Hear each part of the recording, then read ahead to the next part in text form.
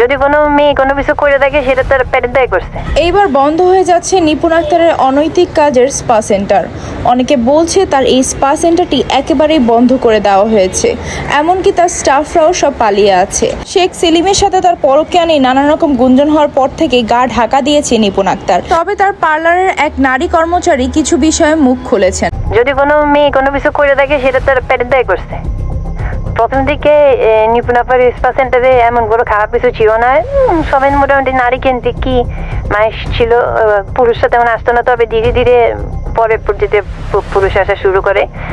Body ম্যাসাজের সাথে তাদের অন্যান্য কাজ করানো হয়, খারাপ কাজ যেগুলোকে বলে। অনেক মেয়েরই আসলে ব্ল্যাক মানি করে করছে, অধিকাংশ মেয়ে আর কি এসব করতে চায়নি, কিন্তু পেটের দায় এসব আমাদের করতে হয়েছে। এই অনেকে বলছে নিপুণ আক্তারকে আইনের আওতায় আনা গেলে আরো অনেক রহস্য বেরিয়ে আসবে। দর্শক, বিষয়টি কিভাবে দেখছেন অবশ্যই কমেন্ট করে জানাবেন।